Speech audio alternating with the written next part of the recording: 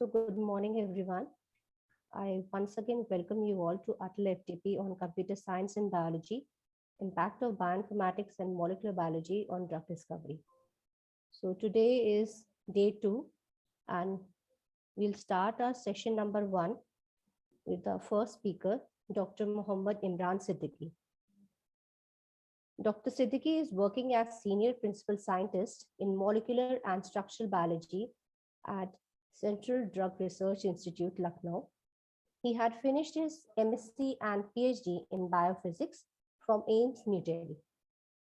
He has done his postdoc from Department of Physiological Chemistry, Biocenter from Germany. He is guiding various projects and had published national and international publications. He is recipient of various awards and fellowships. I'll just name few of them. The first one is the Natural Sciences and Engineering Research Council of Canada Visiting Postdoctoral Fellowship from Government of India that he received from 2003 to 4. The Federal Minister of Education and Research Fellowship, Germany for postdoctoral position. International Center for Theoretical Physics, Italy, Travel and Subsistence Award for Conference on Drug Development for the Third World. Then many more are there. International Center for Science and High Technology, Italy, invited as an international consultant for projects on molecular modeling and structural-based drug designing using modern aspects in the field of computer-aided molecular design. Then few others are from Council of Scientific and Industrial Research, South Africa, the International Center for Theoretical Physics, Italy, again for the Winter School on Quantitative Systems Biology back in 2012, and again one of the Subsistence Award for participation in workshop on water at the interface between biology, chemistry, physics, and material sciences. So there is a big list of all the awards which Sir had received. And now I would like to invite Sir to please start his talk. So please. Thank you, Dr. Roma. It's indeed is a big privilege and honor for me to be part of this very important topic that you have selected for this FDP program.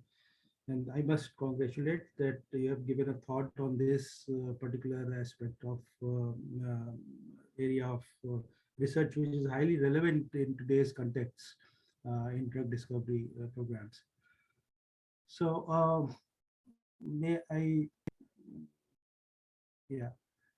So I must thank you for inviting me for this lecture today on this FDP. I would begin my sharing my presentation. Let me just see.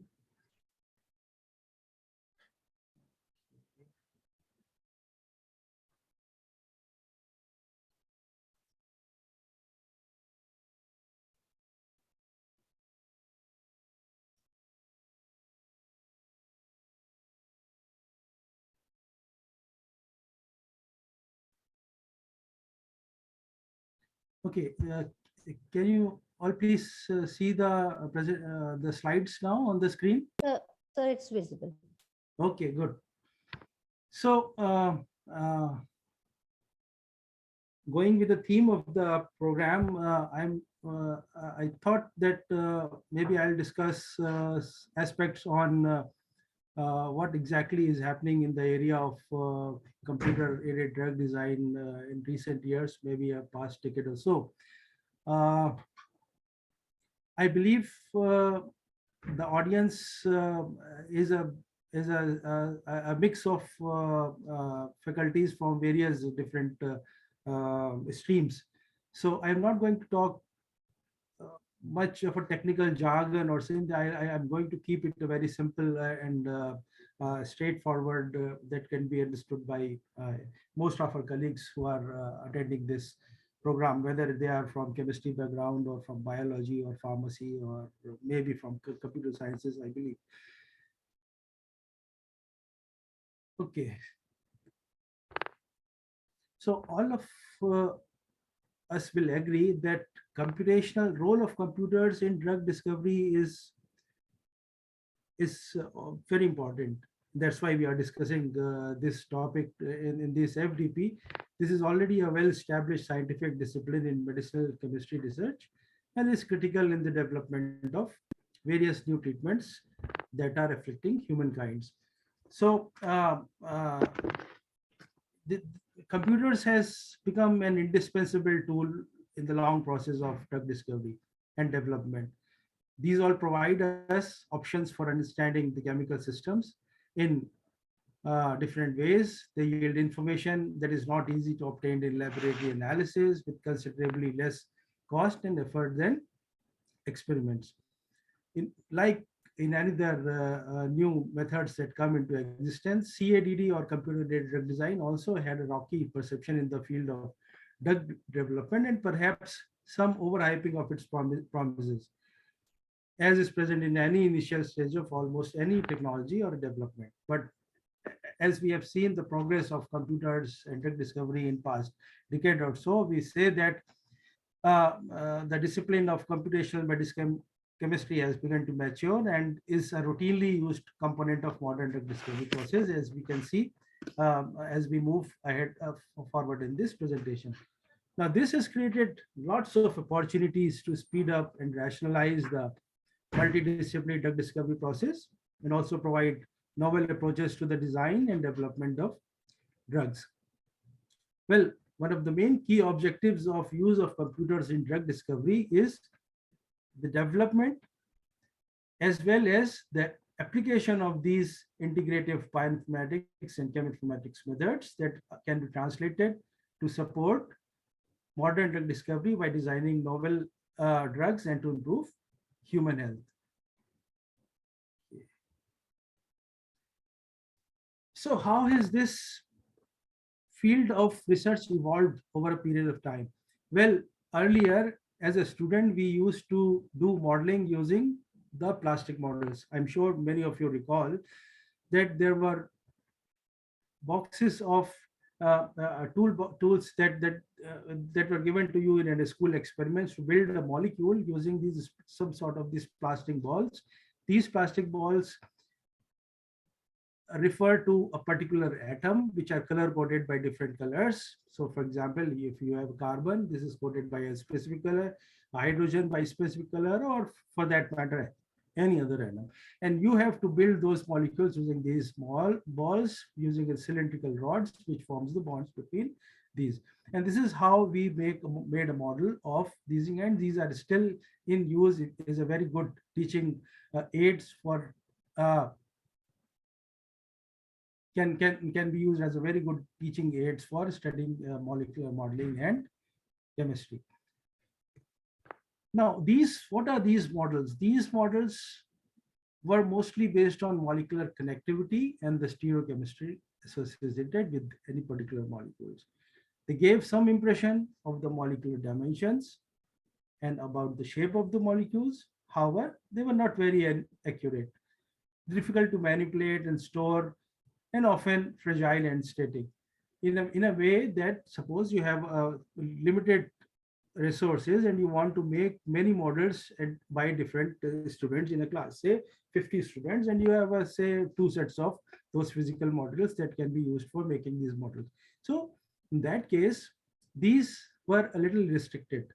Resources were restricted. So also if you make a model, you have to disengage, disassemble them, and then you start make again a different model from the same set of the model material that is available to you. And so you cannot keep on storing once you have made a model, you cannot store them and then make another model. So you have to dismantle it and then again use the same resources for making that again. These are often fragile and static in the sense if it falls down, it will break into pieces, and then you have to start again and building the model once again. They did not give very much information about the energetics of the molecules and other properties. So in a way, the chemical representation was a little limited in these physical models. And these models were good to construct small models, maybe 50 atoms or even less or something. But if you have to construct large models, say I want to build a model of a protein or something like, then of course you can build, but it is really cumbersome to use these type of physical models for making the models for those molecules. Now, thanks to the advancement in the computational technology, both in terms of hardware as well in terms of software, we do the modeling via computers. So model allows access to the molecular information, which is useful for predicting properties and how to use these properties for various applications. So whether you want to see what is the conformation of a given molecule, what about whether it's a chair conformation or board conformation, or what are the physical properties or any energetics properties that are associated with any given molecule, you can easily do with using computer aided modeling. Or if you want to study the macromolecular structure, what are the assembly of different units, how they come together, how to make a macromolecular assembly, how protein interacts, how protein ligand interacts, and so on. So all of these things have been made very easy by the use of the applications of computational modeling as compared to the previously, when the computers was not so much in use, by using those physical or mechanical models in earlier days.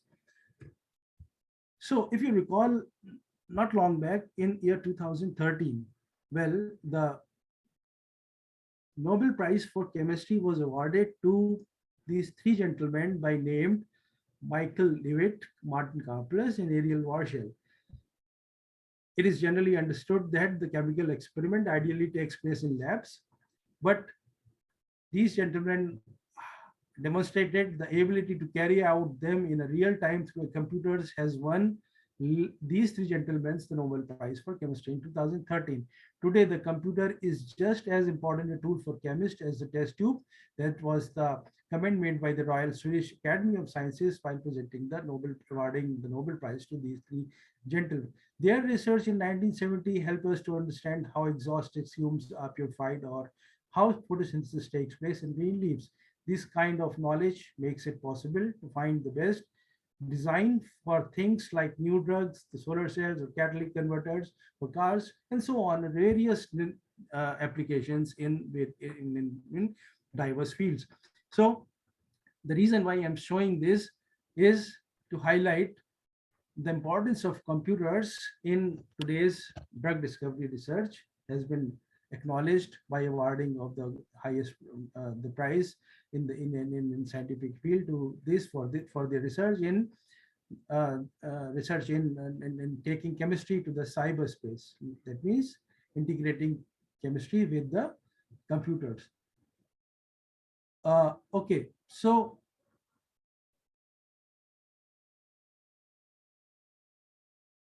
we can ask, why do we build a model in first place? What are the advantages of using models instead of directly doing experiments? Well, this is true for any field where the three-dimensional shape of molecules and their properties are important. 3D shape of any entity, where we talk about molecules in terms of drug discovery and chemistry. But suppose if aircraft manufacturing company like Airbus or Boeing or Bombardier or any other manufacturer, they make have to bring a new aircraft in existence. So they simply will not go into the workshop and start building the aircraft and putting all bolts, nuts and bolts together. There is a good professional team of modelers who do the exact modeling of all the various aspects of how is going to be the wingspan, what is the tail spin, what are the cockpit, what is the how is going to be the aerodynamics or various other parameters that will be taken care of while it is airborne. So all these things are actually calculated beforehand before the actually a single part of the manufacturing of the aircraft goes on floor in a workshop or in a factory. This is true for the car manufacturers also. They also do lots of modeling before actually they put their design into actual implementation into the into the workshop. Or for that matter, if you go and buy a flat or a house or in a township, when you enter in their office, you will see a floor model of all the township lying in front of you. So you can see what exactly the apartment block or a swimming pool or a school block or whatever, the row houses and so on, how will they look like when actually this project is going to be implemented in reality. So scientists use to model to see how things work before they make the final product, and this is safer. This will save lots of efforts in terms of actually implementing the projects, and also less expensive in terms of that various predictive methods will tell you how to circumvent all those loopholes or problems beforehand, before you take up the actual project in reality. So in this example, I show you the 1996 Nobel Prize for Chemistry. This was awarded to Professor Harold Crote, Professor Robert Curl, and Richard Smalley for their discovery in 1985 of a new allotrope of carbon in which the atoms are arranged in closed shell. We call it as a fullerene. So here you can see the various models of fullerene lying on his table in front of him. These models help him to understand, to tell him what are the various properties of these carbon models of fullerene shells, which are closed in such a beautiful geometry, and was able to explain them on the basis of these. Uh, the models show the geometry of fullerenes. Every position on these models represent the location of carbon atoms, and the line represents the bonds holding two atoms together. So this is how the models help in explaining the various phenomena and properties. So modeling generally involves two aspects. One is the computation. How do you compute various parameters? And the graphics. How do you visualize those computational outputs that are driven by various computational methods? So a typical modeling exercise can have prediction and visualization of shape of any given molecule. When I say molecule, it could be a macromolecule. A macromolecule could be a protein, nucleic acid, or polysaccharides, or for that matter, small molecules could be any substrate, inhibitor, drug, any ligand for that matter, and how the properties are associated with these molecules. You can compare the shape and also the properties. Once you compare, suppose you have two molecules A and B, they differ in a space only, but say a functional group by OH. But if you see that what difference does it make on the shape of those two molecules, you can easily compare by various modeling methods, and this will help you in understanding the properties of those molecules. So for a change of maybe a functional group like OH will help you and tell that, okay, this is the whole property of a given molecule is gone because of a lack of OH group in the compound which is there, which has a functional OH group present in there. So this will help you in comparing the shape and the properties. You can examine, predict the molecular interactions, the reactions, investigate the unstable and excited molecules, modeling of dynamic systems, various vibration, diffusion, conformational changes, reactions, and so on. So don't worry about these terms. I'll explain some of them as we move further with this presentation.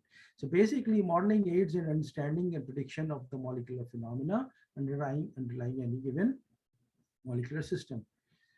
So the computer graphics, the computation does all the computation, while the computer graphics is also an essential part of molecular modeling. This allows you to visualize the models. So once you have a graphic visual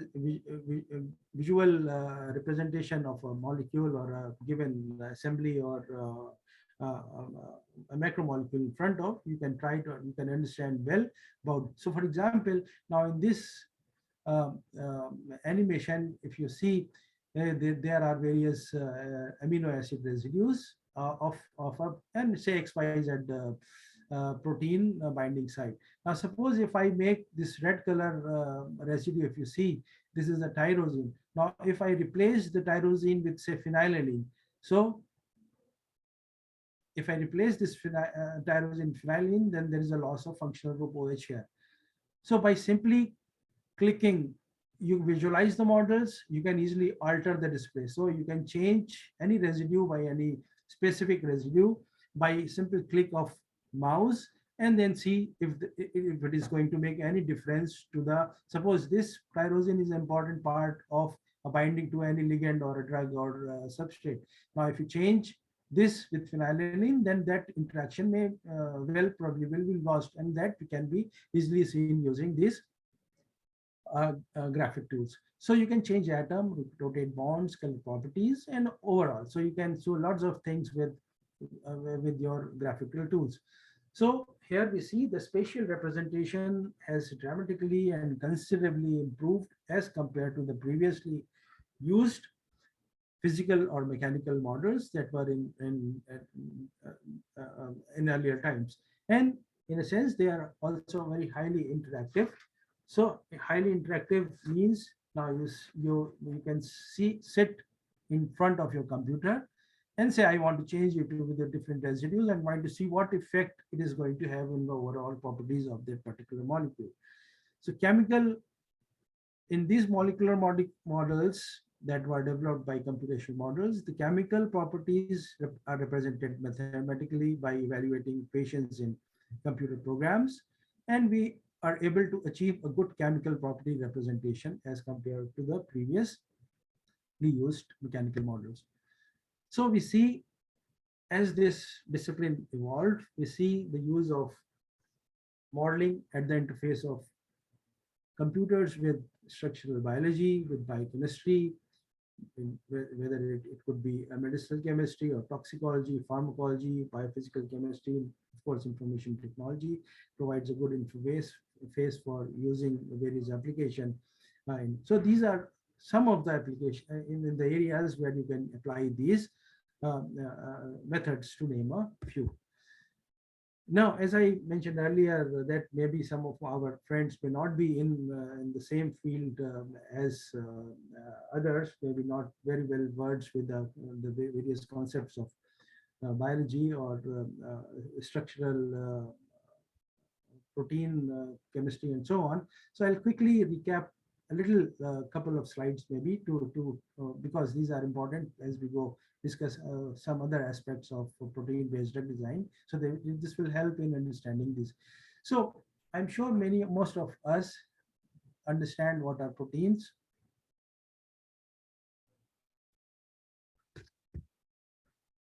Proteins, these are examples of polymeric macromolecules. These are polymer of what we call as amino acids, where the sequence of all these amino acids give rise to a specific structure and function. And this is particularly evident in case of proteins. So we have protein structure, these are classified hierarchically from so-called primary protein structure, which is a sequence of chain of amino acids. This protein folds in 3 dimensions, and this is organized in hierarchically from so-called the primary structure, which is nothing but the sequence of a chain of amino acids. Then you have secondary protein structure. This occurs when the sequence of amino acids are linked by hydrogen bonds. So we get structural components like beta pleated sheets, alpha helices, coil regions, and loops, and so on. And then you have a tertiary protein structure. This occurs when certain attractions are present between alpha helices and pleated sheets. It gives us some sort of order to the protein and it folds. And this gives like a tertiary or 3-dimensional structure of to a given protein sequence. And this is what is important for us when we talk about the protein structure-based drug design, as we see in subsequent slides. And also, of course, we have a quaternary protein structure. Is a protein consisting of more than 1 amino acids. For example, a hemoglobin or myoglobin, when more than one amino acid chain comes together and form a complex, it becomes a sort of quaternary structure. Now you have a protein sequence. You know you want to study the structure of that protein. So what could be the motivation for studying the protein 3D structure? Well, the structures of protein is directly related to the protein's function, probably even determining it. So the reason for research of 3D structures, the one why we are discussing is today, is in the medicine, we can understand how molecules functions, how they interact, underpins efforts to develop new drugs for medical treatments, and understand and treat diseases, finding drugs for blocking drugs, and so on. Uh, of course, there are application in agriculture and industry, which we are not bothered in this. Maybe we'll get some other occasion to discuss more on the agriculture and industrial applications of molecular modeling separately. So now you have a protein. You want to study the structure of the of any given protein. So the detail of protein structures can be revealed through there are three biophysical methods.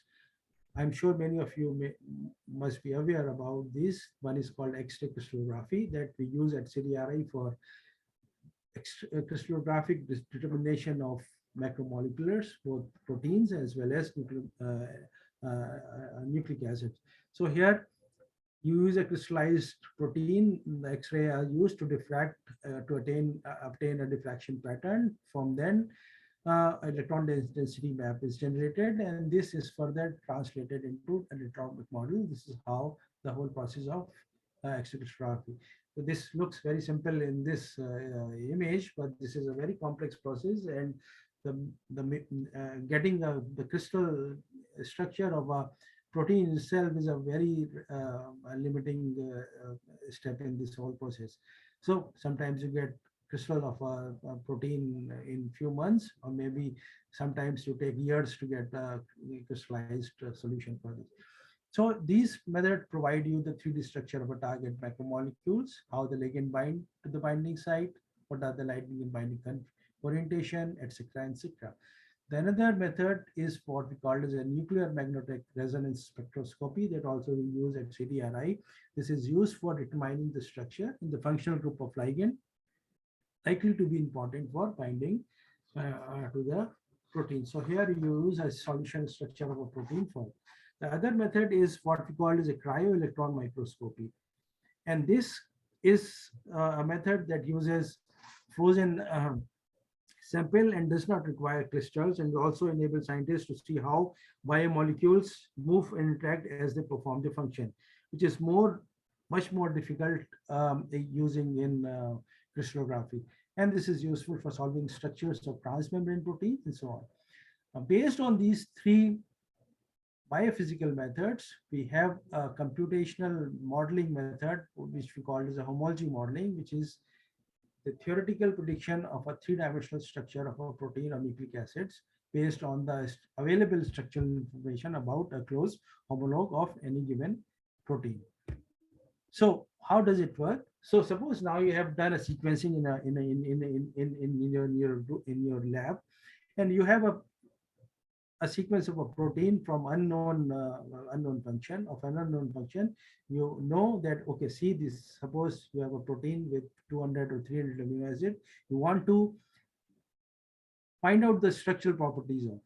So what you do, you will do if it shows a significant homology to another protein of known three-dimensional structure, then a fairly accurate model of your protein 3D structure can be obtained via this method. So this uses experimentally determined protein structure.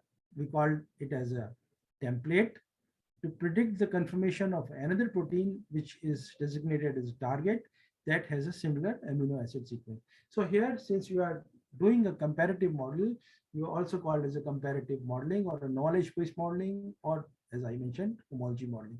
So you start with a protein of unknown structure, that is your target, that is your sequence. So if you don't find any sequence homology between your target with any available protein, so you can use you can say not exactly, but a not a very good similarity or homology, but a little less homology. You can use some sort of we call it as a fold assignment or a threading methods, where you can predict the structure which has a similar fold with your protein. Now, suppose your protein has a good homology and you can find a template with the three-dimensional structure using the sequence structure alignment, then you can use that as a template for building a model of your protein. So you select a template with a good three-dimensional structure available in the in structural database that can be used as a template. You can build model including side chain loops. The once model is built, it has to be refined, and then once it is refined, it has to be assessed for its applicability to be taken up for any other application in drug design or any other functional assignment method.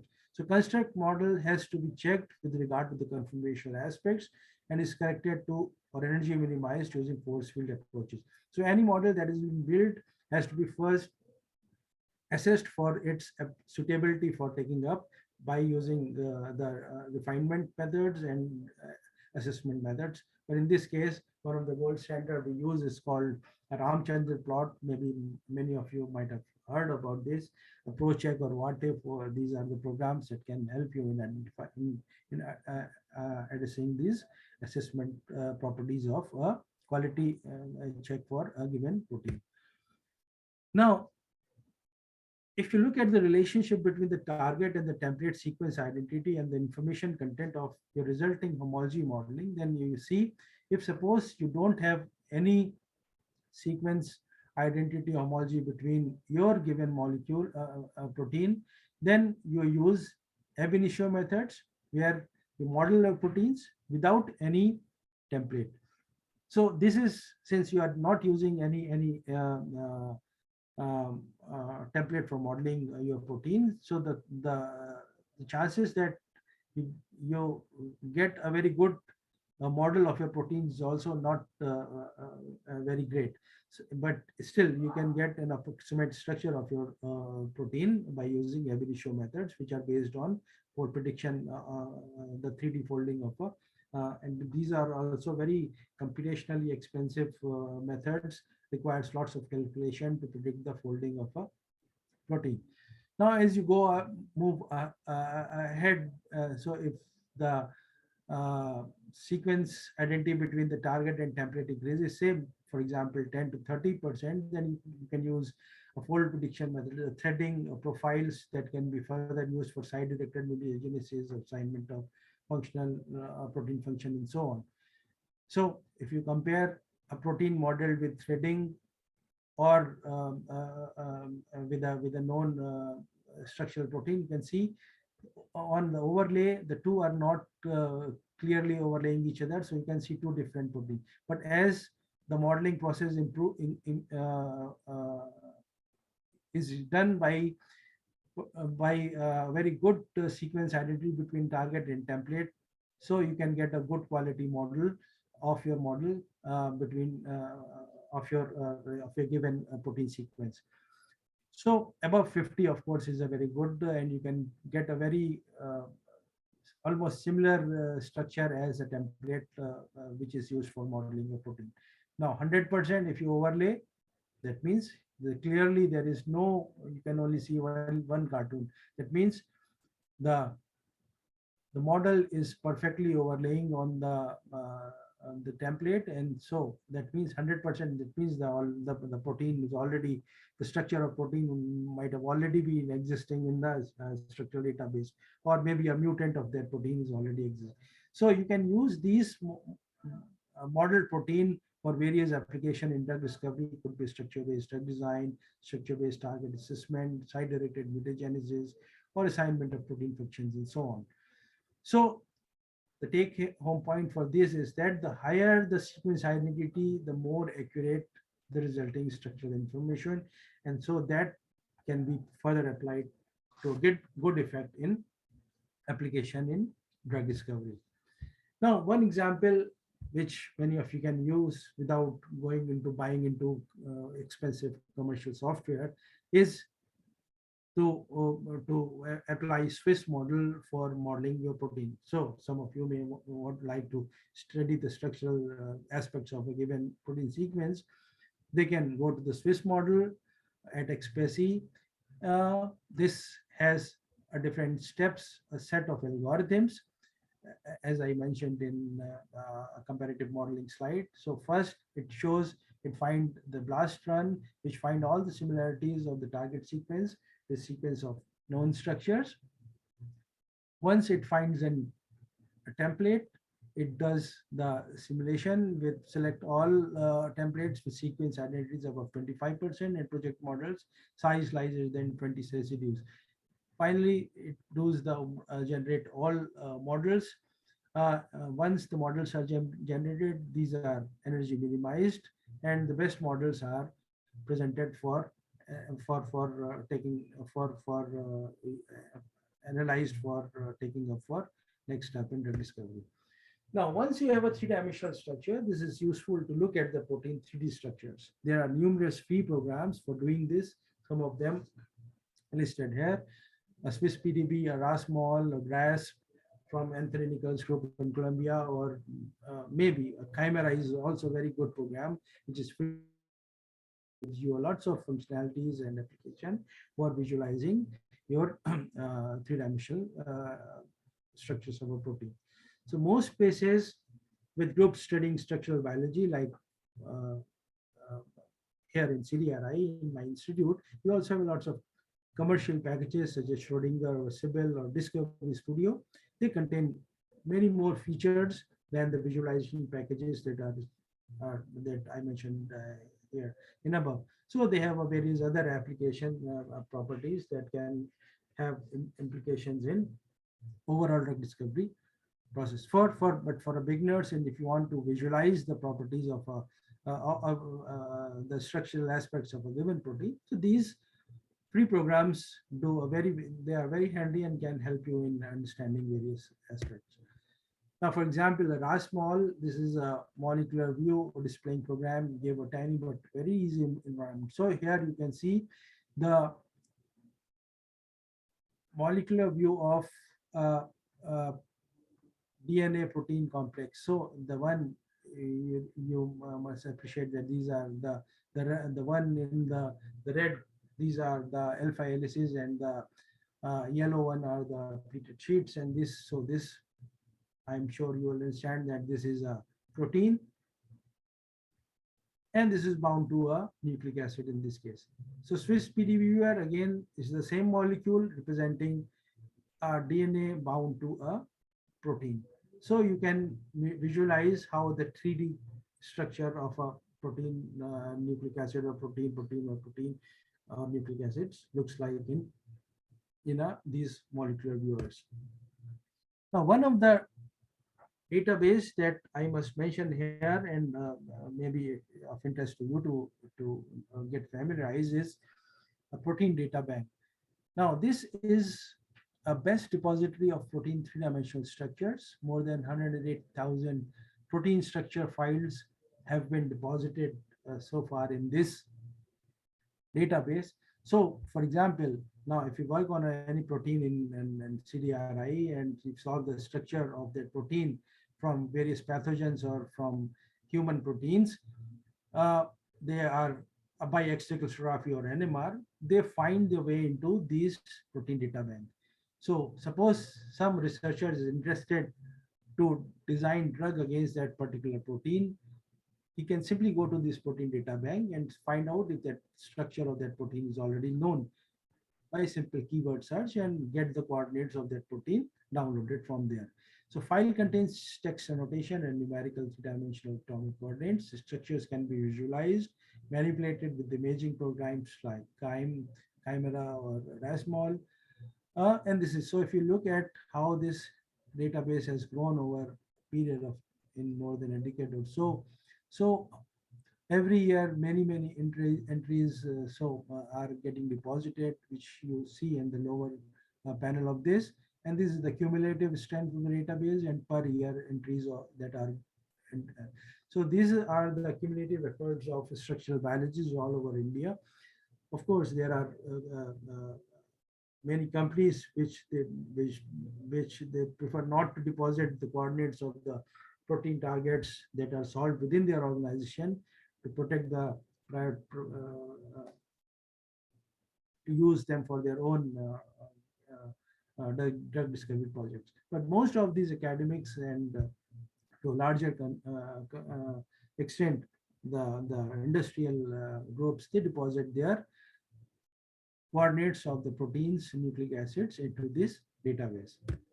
Now, you can access the protein database by either going to rcsp.org/pdb, or also this is the homepage, or via entrance using structure database, or also you can follow links using sequence similarity searches using BLAST.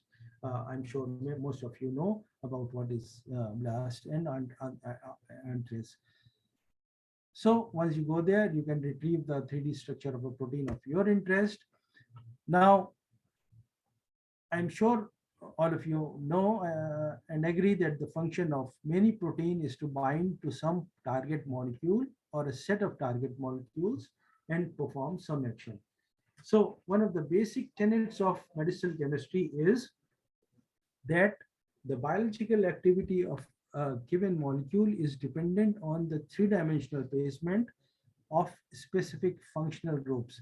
This we call as the pharmacophores, and understanding the protein ligand interaction mediated by these pharmacophores, and this is what forms the basics of the pharmaceutical chemistry.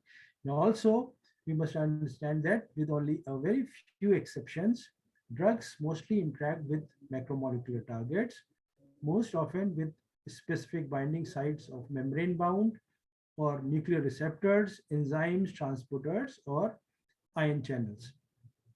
So this relationship between the drug and the macromolecular target can be explained simply in terms of a lock and key mechanism. So a drug has to snugly fit to their respective targets. So like a key has to go into the target, it has to fit, and only then there is a specific grooves in the lock where it has to go, and when it fits there, it can unlock the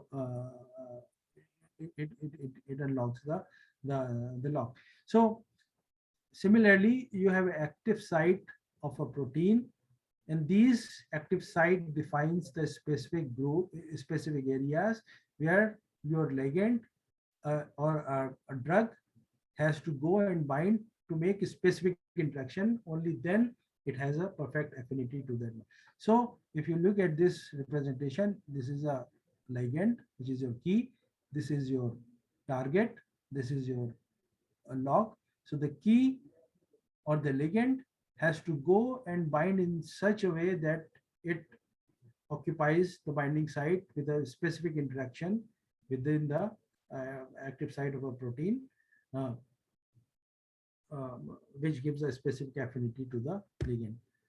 So PDB give access to the structures of some locks, but not. So PDB, of course, there are protein structures from various pathogens, from human proteins, and so on. But suppose uh, the whole genome size of Mycobacterium tuberculosis, say that it is 4,000 genes are there. So not all 4,000 genes structures are there that have been solved by X-ray crystallography or NMR that has been deposited into the PDB. So there are some proteins that are still to be structurally determined, and so we can say that PDB give access to the structures of some locks, but not all. So maybe the locks construction for for those proteins that for them the structure is not available are still in the process of building the locks for this. So analysis of the protein structure provides the details of the lock. By understanding the lock structure, suitable keys can be designed, identified using various computer programs. And this is in common terms or layman terms, we can call it the structure-based drug design. So you look at the structure of your protein, which you are going to target for drug designing. This is your lock. The structure can be either reduced from X-ray crystallography, NMR, or homology modeling, if you recall my earlier slide.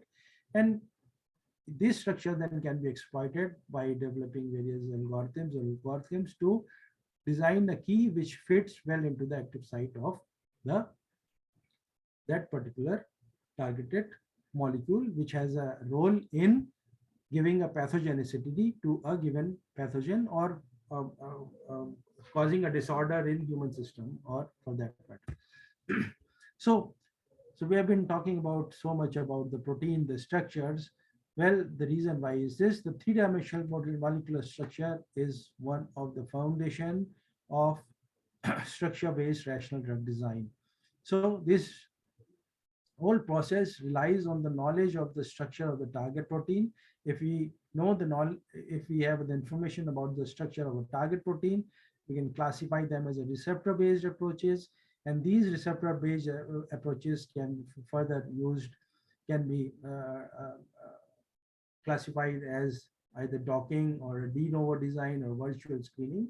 We'll see quickly in next subsequent slides. Or suppose we have a knowledge about the available potential compounds only, then we can use the ligand-based methods where we use the structural properties of ligands and the activity or of these to use a three-dimensional quantitative structure activity relationship models or pharmacophore models to identify new molecules which have those pharmacophoric features and so on.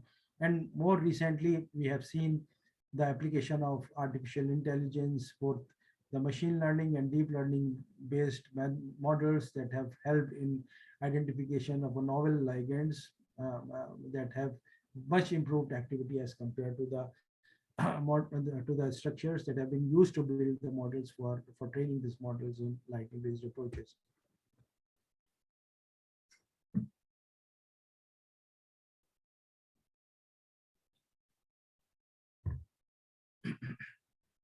So if you look at the structure-based drug design, then we can see that the basic idea of structure-based drug design is to identify a better key for a given lock. So suppose the binding site is your lock, you have a bunch of keys, and you have to identify the best key that fit into the binding site or the lock of the. So the idea is to identify a better key for a given lock. One of the method which we can use for identify a better key is called as a virtual screening. This involves computational filtering of a large body of molecules for a given chemical database. So you have a database, you have to filter against the binding site of the lock, and you identify which keys fit into the best. So the idea is to identify those binders that have a high probability of activity in a biological system. So in this example, if you see, this is a 3D structure of a protein, which is being worked upon by one of my very early PhD students. So this is a protein from Plasmodium falciparum. So this is the active site. If you see some of the residues popping up, these represents the active site of a protein. And these are the molecules that are screened. So in this virtual screening process, the set of molecules are blasted against the protein active site, and this screen them on the basis of certain energy or force field scoring functions, and then rank them on the basis of how a particular given molecule interacts with the active site of a protein. So a sort of ranking is being done. So it identifies from a set of molecules, thousands of molecules, it will say these top 10 molecules are better ranked as compared to the rest, and these probably have a very good probability of activity in a biological test system as compared to the other. So this means that so you suppose you want to identify a screen, you want to do an assay for a set of molecules against a biological assay for a molecule. So you don't have to do the assay of all the thousands of molecules. Maybe you can pick up those 10, 20, or 50 top ranking molecules and take them into the biological assay system and to see whether your predictive affinity matches with the biological activity of these molecules. So this is what we call as a rational way to identify molecules against a targeted protein instead of randomly screening and wasting money and resources, chemicals, acid kits, and so on. So here your approach is much more focused as compared to the random approach.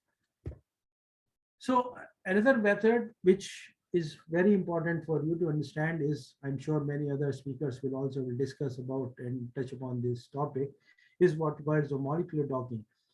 So how the protein interacts with a given molecule, uh, or a ligand. It could be an atom or a ion or a molecule, a drug, inhibitor, substrate, and so on. So docking explores the interaction that occur when a ligand attaches itself to the docking site of another molecule, usually a larger protein known as a receptor. And this you can understand. So this is your small molecule, which is a space shuttle. You compare this as a space shuttle. This is launched, goes into the space, and then there is a international space station there. So this molecule will not go there and sit anywhere on this. There is a specific docking site of this molecule to get attaches itself where it can binds with that with a specific affinity. So this is your space shuttle, goes into the space shuttle. There's a docking site. Once it gets docked, there is an exchange of astronauts, cosmonauts, and whatever in there. Similarly, you have your receptor, that is a space station, your small molecule or a drug. There is a space shuttle. It cannot go and places itself to any place, any other point in the protein. It has to go and specifically bind to a specific binding site or a docking site. So by understanding the interplay between ligand and its receptor, scientists are able to design drugs that would block the docking site of the receptor and thus disable the functional properties of that particular protein. This is what is the basis of molecular docking. So ultimately, this could help to cure some of the today's most devastating diseases. There are many examples where these have shown a promising application and has resulted in development of therapeutic agents for disease. And this is one more recent example of how SpaceX Dragon capsule, which goes up into the space and then gets docks into the docking site on the space center. So this is more recent advanced capsule. Unmanned capsule was sent into the by SpaceX agency. Once it gets docked in the end, then the person in the space center goes into the capsule. So it was this capsule was used to launch a dummy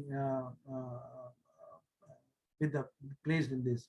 So this is how you see also to bring it to your point how a docking uh, uh, process takes place.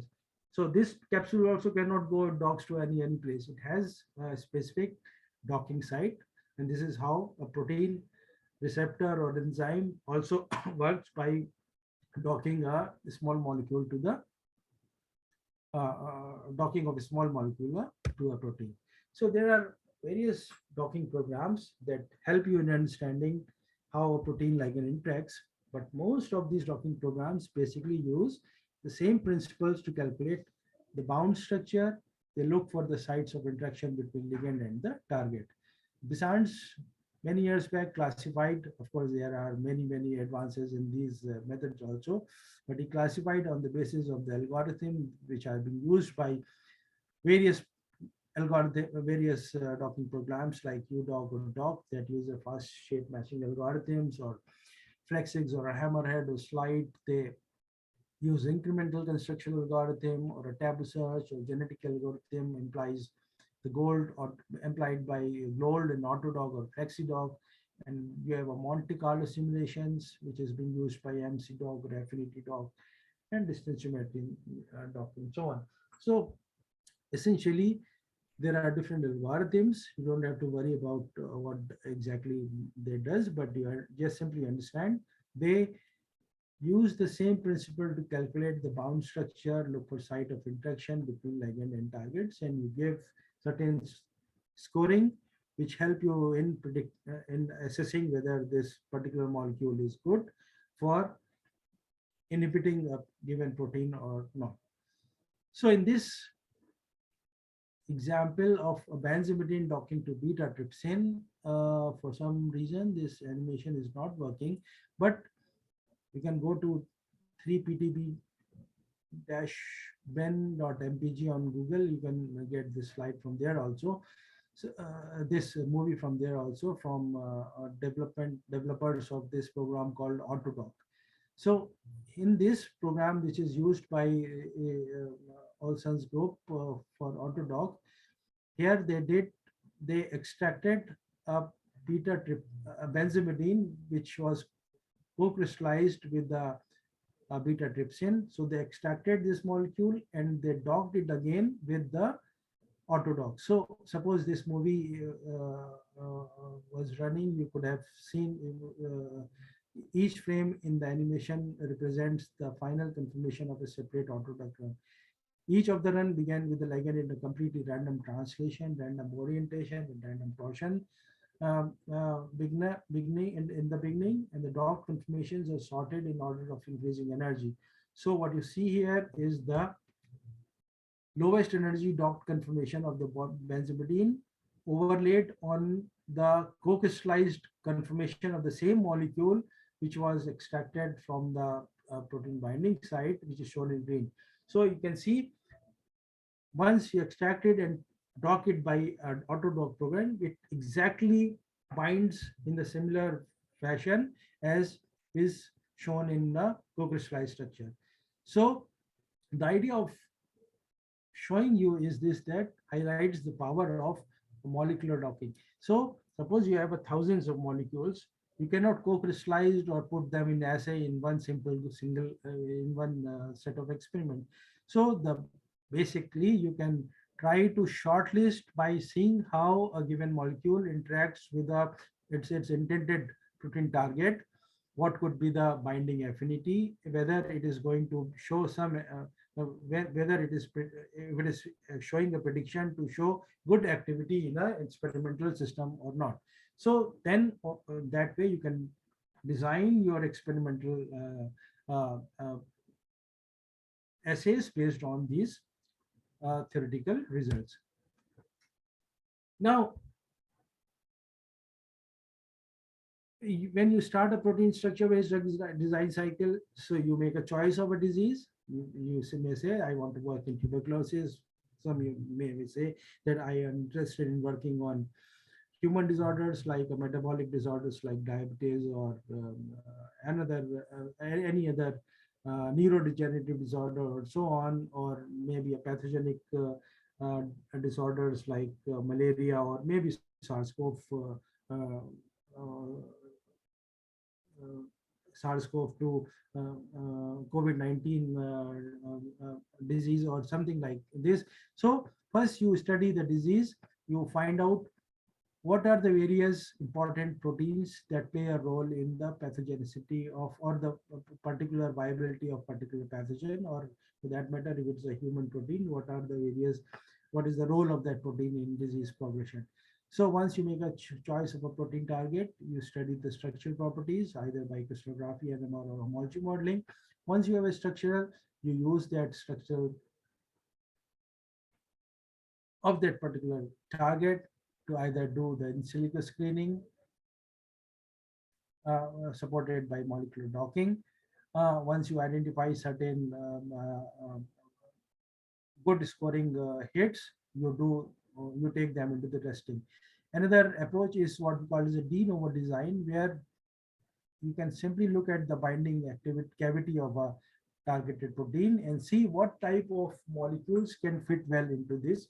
So you can simply design a fragment-based approach, link together molecules, fragments, and then grow into the active site. This is what we call as a de novo, and you can completely design a molecule. Of course, the molecule that you design has to be synthetically feasible. You cannot make a hypothetical model which could not be synthesized. So once a synthetically feasible model is proposed, it can be synthesized and tested into a biological system. Once it is tested and it shows good some inhibitory activity, you again go back at the complex and look how the protein was interacting with that particular lead-like molecules and see if there is a possibility of redesigning to improve affinity, specificity, and various other properties. So this goes off in a sort of iterative way until you get a good activity which shows a good promising and that can be taken up further down the discovery cycle. Now, the protein target structure is one aspect, but from where do you get these molecules to screen? Then the concept of chemical databases is also has to be understood. So the chemical databases have progressed over the past 15 years from being a mere repository of compounds synthesized within an organization to being a powerful research tool for discovering new lead compounds. So the growth of chemical databases in drug discovery or research fueled a growth in commercial software for chemical database management and publicly available chemical databases and so on. So there are many databases that can be sourced for docking or virtual screening experiments at your end. One of this is what we call as a Zing database, the free database for virtual screening. It's a database of commercially available compounds for virtual screening, contains over 230 million purchasable compounds in ready-to-dock three-dimensional formats. And these are developed by Department of Irwin and Choi Laboratories in Department of Pharmaceutical Chemistry at UCSF. And you can go to the zing.docking.org to find out more details about how you can use this for your virtual screening experiment. Of course, and there are PubChem or Drug Bank. These are also a source of good databases that can be used for screening your libraries. Of course, there are ChemBank, e-molecules, some of the other examples for getting. And then there are commercial databases like Maybridge or Cambridge or InterBioScreen, molecular diversity, chemical diversity, some examples of which gives a very good collection of molecules that can be screened against a given target. And once you find some reasonable good predictive hits that can be purchased from these vendors and can be used in biological assay. Now, there's also one aspect. Now, suppose you have thousands or millions of molecules, but you don't want to put all those molecules in a screening. So you want to filter out only certain number of molecules which you can take up into the docking stage and followed by a biological stage. So you can do some sort of database searching. So exact matches searching is one of the way. You can simply look for a given fully specified chemical compound in a database. You find out whether a proposed new structure already exists in a database or so on. Another method is what we call as a substructure searching. This is most common search technique. User copies or paste a set of pieces of a chemical structure. For example, you want to search molecules which have a benzene ring in them. So you simply pick a benzene substructure and then used as a query to screen a database. Then the system returns a set of compounds that contain that pieces. Search involves mapping of all atoms in the query structure against those of candidate structure from the database. But by far the most important search that has much more important implication in three-dimensional drug discovery methods is what we call as a pharmacophore search.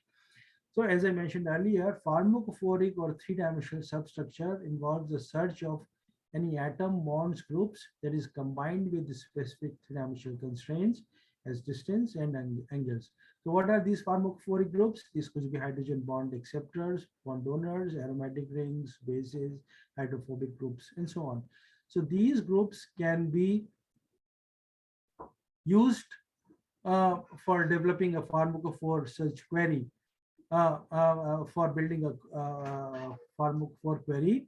This process is generally much slower than a two-dimensional substructure search, as it requires the examination of all the x, y, z coordinates for atoms of the candidate structures to compute the three-dimensional constraint. But this can provide an indication whether a set of structure can bind to a receptor of a molecule or of a receptor or enzyme. So this is in a way important for doing the substructure set. Okay.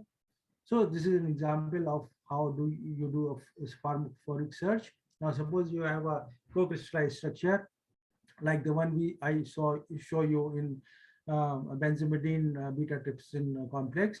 So you have a protein ligand binding site and a protein and a ligand bound to this. So you once you look at the complex, you find out okay there are these particular groups that are essentially play these are the pharmacophoric groups that essentially play an essential role in binding to with this binding site residues of a protein. So you extract those pharmacophoric features, define a pharmacophoric query that I want only these groups in my molecules that have to be screened out of a database. And also you can define that I want to keep certain distance only between these. So once you use these as a query, so in this example from SNX database or Maybase database, so these molecules are filtered out, which have those particular features constrained by that particular distances. So the chances of these molecules showing activity in a biological systems are much more as compared to the randomly selected molecules. Okay, so one example from my own group, if I tell you here is this. It's also a very old project being taken up by one of my very earlier PhD student, Ashutosh. Here he did the virtual screening and evaluation of inhibitors of chorismate mutase. This is an important protein from Mycobacterium tuberculosis. So what he did, he used common substrates available for this particular target protein and build a pharmacophore model which had that particular groups. And these pharmacophoric features were screened against our own molecular database, which resulted in the identification of around 95 compounds which have these pharmacophoric features in them. So these pharmacophoric features were further evaluated based on the docking and scoring by Flexix methods, and out of these 15 molecules were found to have were finally selected for taking up into the biological assay. And of these 15, 4 of the compounds were found to have a very good activity in a biological assay. So, but these were good activity, but not good enough to consider them as a lead molecule, as a drug-like molecule to take up. So the next step is to look at the interaction of these particular the starting leads against a protein target and see if we can improve or optimize these scaffolds. So this way, these can be scaffold can be optimized to improve the activity of these molecules, and this is how this goes. So this has been taken up further in collaboration with our chemist friends who helped in further improving the inhibitory activity of these particular models, and these are still in some advanced stage of development of better inhibitors out of these. So another aspect of this project is that, see, a database contains, for example, in a particular database of a CDRI database, the molecules are deposited which have been developed or designed for various drug discovery programs. Those molecules, the technical know-how, how to develop, how to design is already there. So these molecules are there in the database, and these have been discarded because of certain properties could not work well with those targeted disease in earlier years when they were designed or developed. Now these molecules can be repurposed to see if they can be used for some other by using these computational methods. So all those molecules are there, can be now they can be simply by virtual screening or docking can be screened against various other new targets that are being pursued in CDRI, and to see if they can show some good activity against the new target. In this example, Ashutosh also used structural interaction fingerprint method to identify possible binders using a pharmacophore-based approach, where he used substrates of uh, mycotuberculosis thymidine kinase using virtual screening and identify certain good inhibitors from CDRI database. Maybe she used a Mayberry's database with a collection of 60,000 compounds and identified good slow molecule micromolar hits, which were further taken up for optimization of a project. Another example of Nidhi's work few years back, she targeted a protein called Mycobacterium tuberculosis (PKNG) using pharmacophore-based virtual screening docking.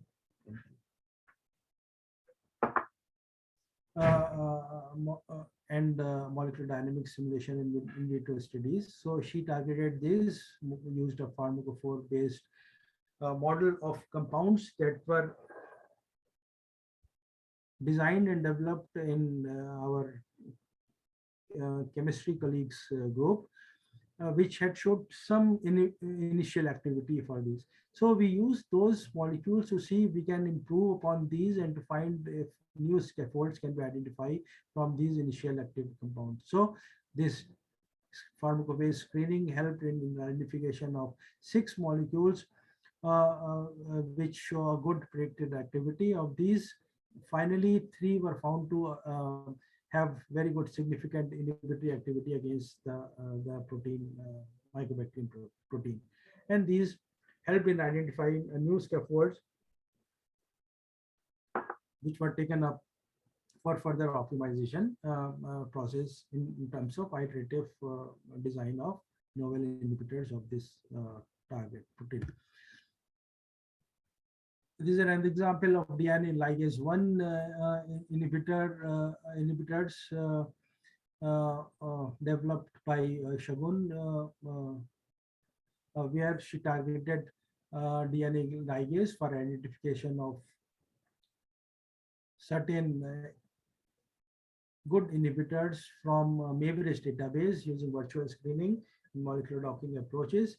And these molecules, in a DNA ligation assay, 5 compounds were found to have, of which 2 active compounds of the 5 hits selected for DNA ligand assay, 2 were found to show a very good activity against various cancer cell lines also. And this also as check1 inhibitors identified by Vikas a few years back. Again, it shows identification of through this molecular docking and virtual screening pharmaco-based approach, helped in identification of 5 hits selected on the basis of docking and pharmacophoric features.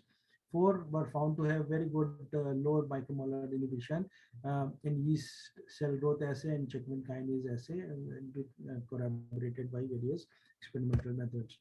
Now, one of the more recent trends that is worth mentioning here and has shown a good promise and for a future application is how do we integrate various AI or ML, artificial intelligence or machine learning based approaches and virtual screening in modern drug discovery. We have seen that with the rapid explosion of genomics and chemical big data from HTS and combinatorial synthesis, these methods have become an indispensable tool for drug designers to mine chemical information from large compound database to design drugs with important and precise biological properties. So in contrast to the physical models that rely on explicit physical equations like quantum chemistry or molecular dynamics simulations, these approaches use pattern recognition algorithms to discern mathematical relationship between empirical observations of small molecules and extrapolate them to predict chemical, biological, and physical properties of novel compounds. So some of the examples that we have successfully used, integrated these recent applications of AI, machine learning, deep learning methods is in identification of uh, DNMT1 inhibitors as a potential anti-cancer agent. So here in this inhibitor data set is used to train, divided into training and test set, and the pharmacophore model is generated for validating the molecules.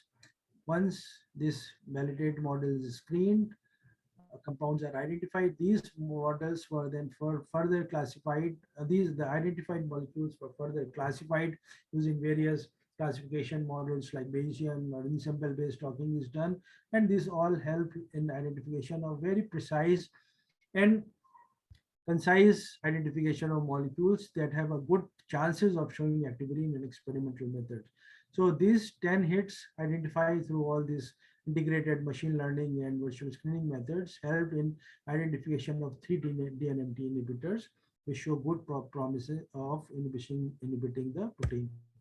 Similarly, in HDAC inhibitors, they are a new promising class of anti-cancer agents that inhibit the proliferation of tumor cells in culture and in vivo by inducing cell cycle arrest, terminal differentiation, and or apoptosis. So here she developed a support vector machine-based classification models and developed the best model was used for classifying active inactivates. The zinc-based pharmacophore models were used for validation. Docking field-based filters are identified. And finally, out of 60,000 molecules, around 23 hits were selected for taking up into the evaluation and DAC inhibition and anti-proliferative cell against various cancer cell lines. So this helped in identification of novel inhibitors for HDAC1 by this approach.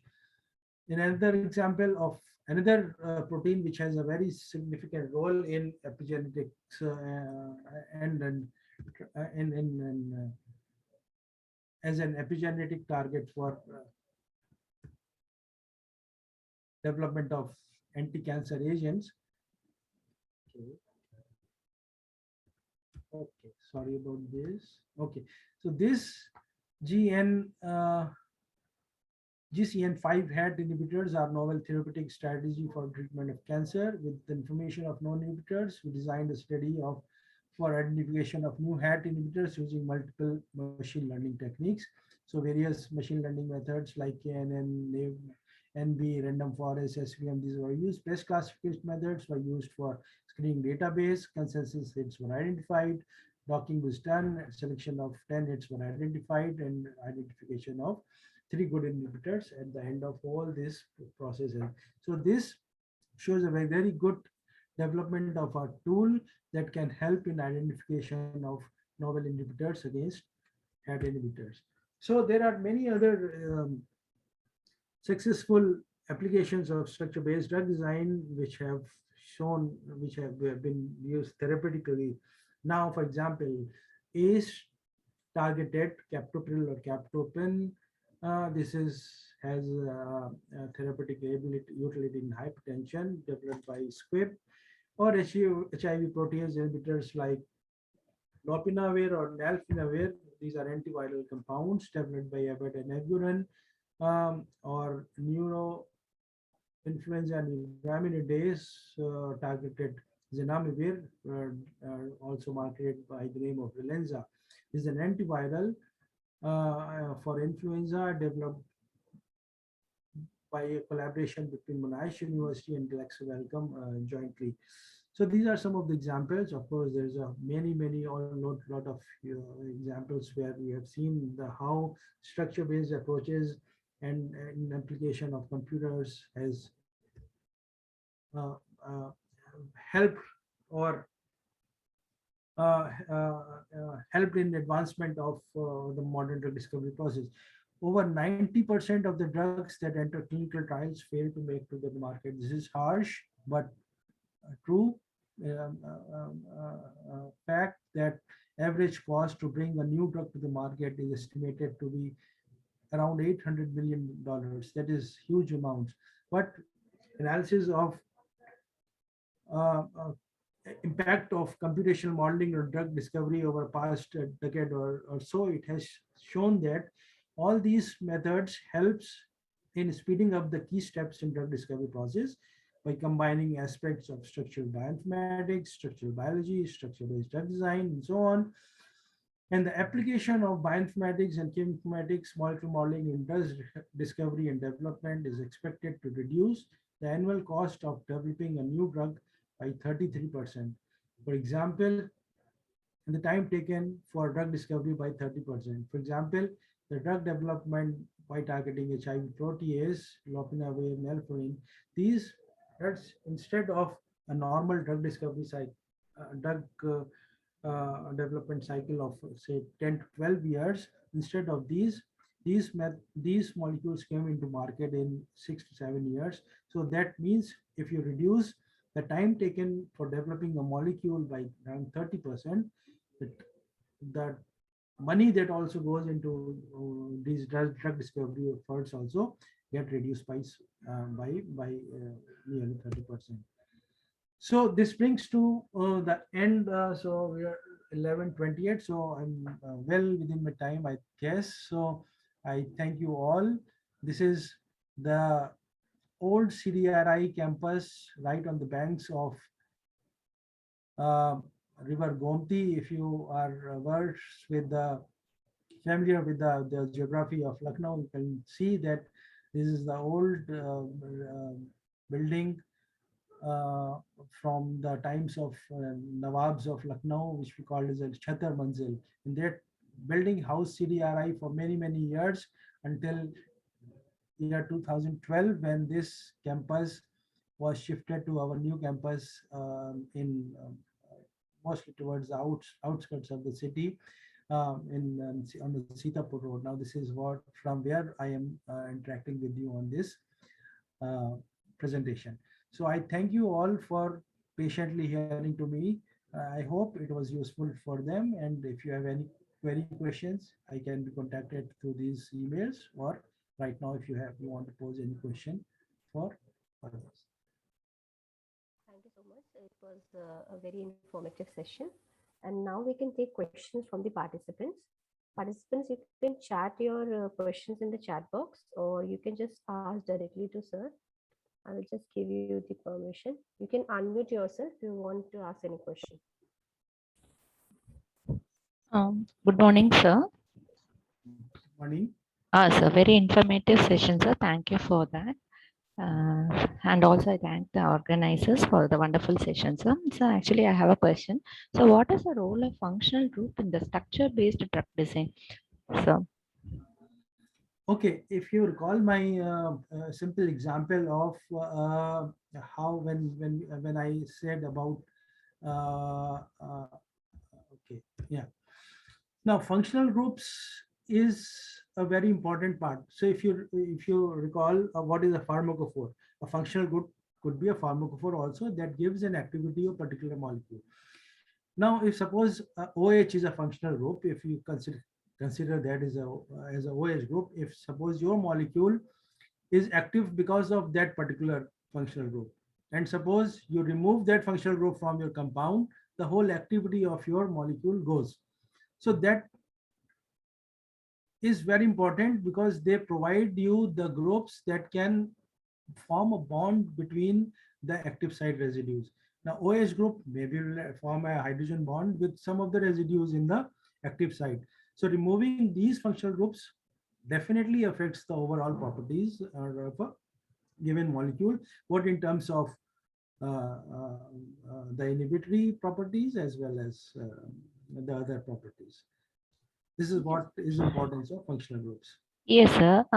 Thank you very much, sir. Actually, then what about the binding site? So whether if you are removing the functional group, whether it can able to bind it very successfully in the target protein based? No, if you remove a functional group, and if that functional group is important for binding to the protein, then of course the activity and the binding will definitely get hampered. So maybe so you have to look for certain group which shows the same functionality.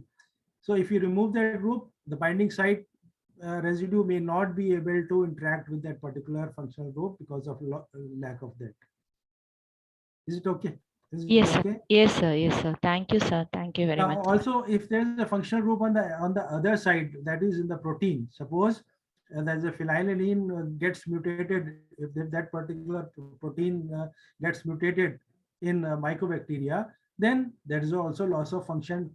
So the drug will not be active against that particular mutant protein. Yeah, so this is how the mutation, how the resistance to the drugs also develop for particular drugs. No, this is works both ways. Yes, sir. Thank you, sir. Thank you very much. Thank you. Any more questions? Hello. Hello. Yeah, hello, please go ahead. Yes, sir. Sir, actually, my question is when we are selecting any target, and if we go to PDB site, there are many structures available for the protein for the same target. Yes. So, how we can choose the target, See, means actually, protein many for. proteins, yeah, of course. So there will be many proteins for a given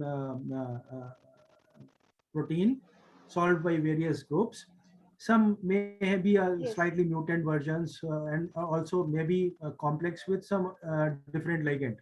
But the best way is to use the best resolved, the one which have a good resolution.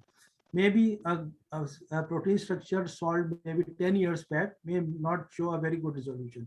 So you maybe if that particular protein is recently solved, of course, because of the advancement in methodologies, the more clearer and good high density uh, uh, good resolution structures, the better resolution structure you get is the better quality that you get for your interacting studies in your maybe a docking or either virtual screening methods. Thank you, sir. So you can look for the good resolution of if there are many proteins, you go for the good resolution which is there. Yes. Thank you, sir. Thank you so much. Anyone else?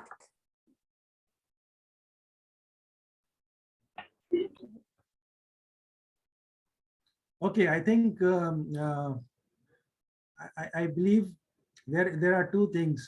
Either everything is being imbibed by all the participants, or none has been gone into the heads. But I will go with the assumption that they are very receptive and they understood everything.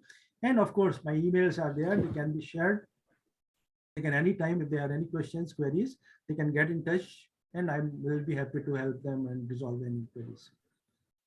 Thank Yes, you so sir. much. I'll be sharing the details, your contact details, email ID with the participants. Okay, so I would like to invite Dr. Garima Gupta to please extend vote of thanks to Dr. Siddiqui. Please, Garima. Good morning, sir. Morning, On behalf of Department of Biotechnology, I would like to thank you, sir, first for accepting our invitation, and secondly for delivering such an insightful lecture, which I'm sure will benefit all of us in our future research.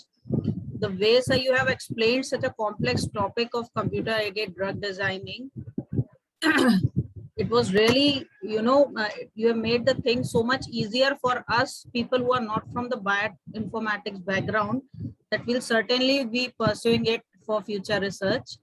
So once again, I would like to thank you for taking out your time from the busy schedule. So thank you, sir. Thank you very much. Thank you. It's indeed my pleasure to be with you and sharing some of this. Thank you so much. Thank you, sir. Okay. Thank you again, sir, and thank you, participants. And so we'll come up for the next session. That will be at 12. And the next speaker will be Dr. Divya Bhaba Pradhan. He is scientist, ICMR Computational Genomics Center, AIMS. So he'll be delivering his talk on bioinformatics techniques for computer-aided drug design. Okay. So thank you, everyone. Thank you, Dr. Siddiqui, once again. Thank you, accepting Dr. time. Roma. Okay. Okay, thank you, all of you. I'll be ending the session, and I had shared the attendance link on the WhatsApp group as well. If you have not marked your attendance, you can mark it till 12 p.m. on the same link. Thank you all.